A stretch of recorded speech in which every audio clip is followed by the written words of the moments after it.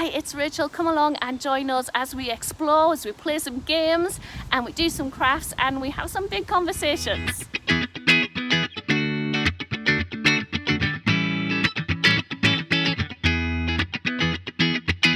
Last week we were talking about autumn leaves and how they change colour. We're talking about change again this week, but not how people or animals change or plants, but how we change places, how we change location. That's called migration, when you move from one place to another.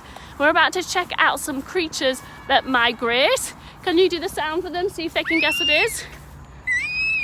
Not quite that squeaky, is it more like honk? That's it. What do you think it might be? Have a think. So if you listen, you can hear them. Did you guess? Geese.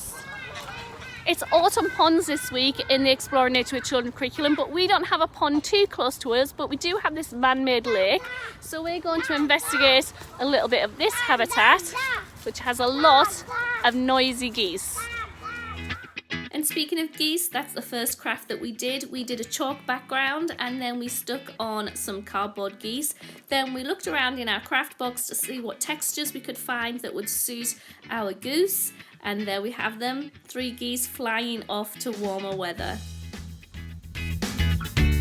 So during the winter months, animals and plants often make some changes so that they can survive better with less food and cold weather. Geese, a lot of geese would migrate to warmer places.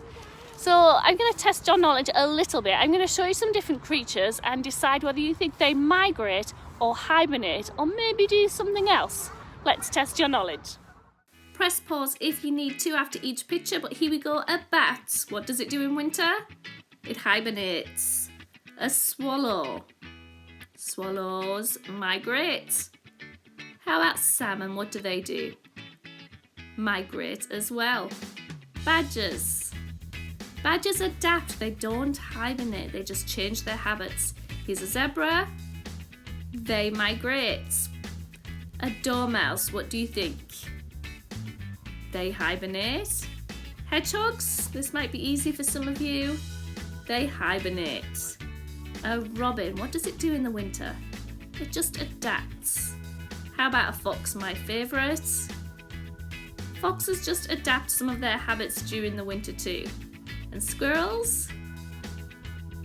They adapt too.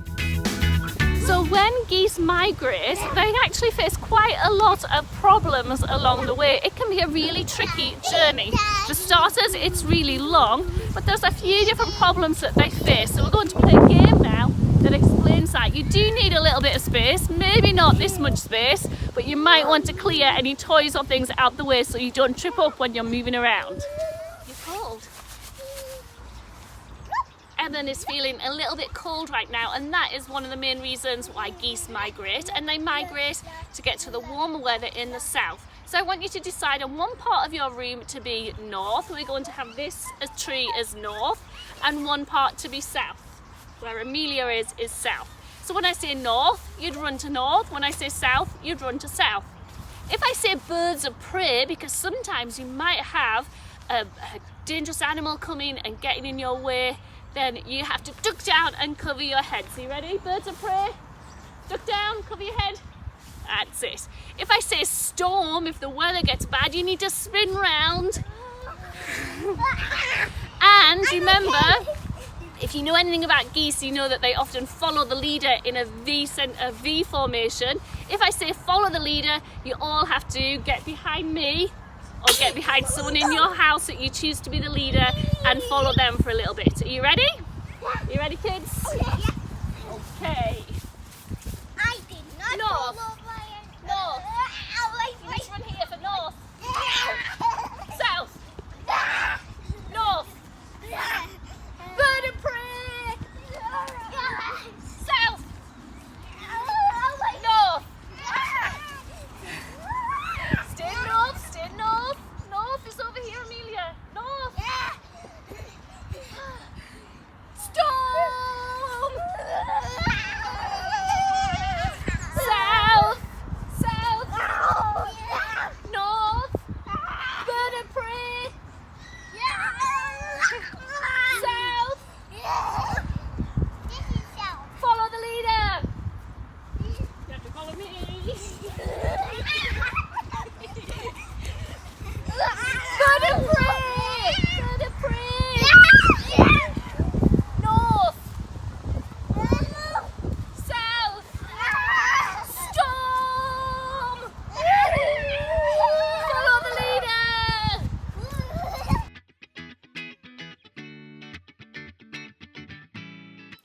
Yes, I know this isn't a pond. It'd be a very big pond if it was, but the sea is another watery habitat that's great to explore. That's what we did last week.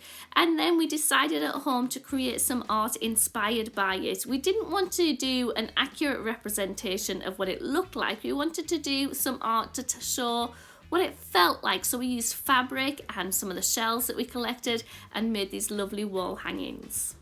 Maybe you could create some art showing how the places you visited this week made you feel. While my kids are playing, I thought I'd tell you a little bit more about myself. So you've met my 3 kids. You've seen photos of my mum, I think, and I talked about her when she got a perm when I was little. At the beginning of this video, you might have spotted my dad walking through the woods, but I haven't talked about my husband yet. He's called Chris, and the reason why I wanted to talk about him is because he migrated. He's emigrated from America to Britain, and he's been here about 10 years. Now, it hasn't been easy emigrating. Being an immigrant is really difficult. Now, there are no birds of prey that come and get him. Well, there weren't really any problems with storms, but there were a lot of barriers in the way, so I'm going to ask him to share some of those. But before he shares, I want you to try and talk about what you think those difficult things might be. If someone is emigrating to a new country, so becoming an immigrant into our country, what things might they find difficult? Have a chat and then see what Chris says.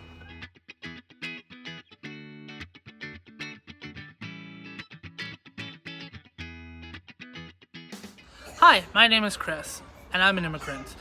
I've lived here in the UK for 10 years now, and here are 3 things that I found difficult about that process.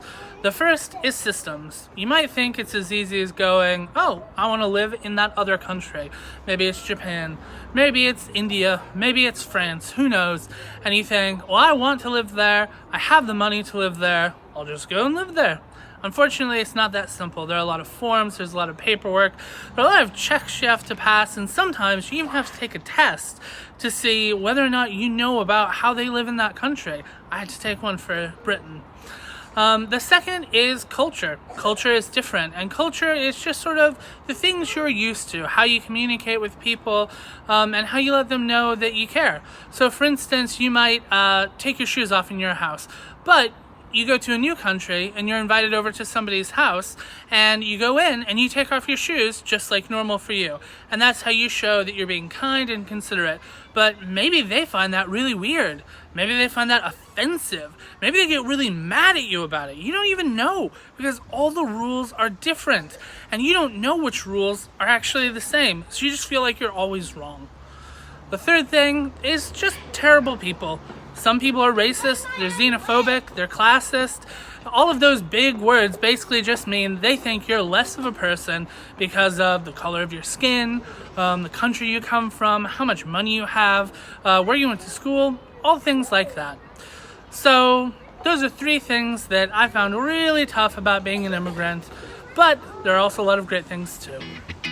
Well, I don't know if mud would count as one of those great things about Britain, but my kids love it. Here's an activity you can do when you're out and about.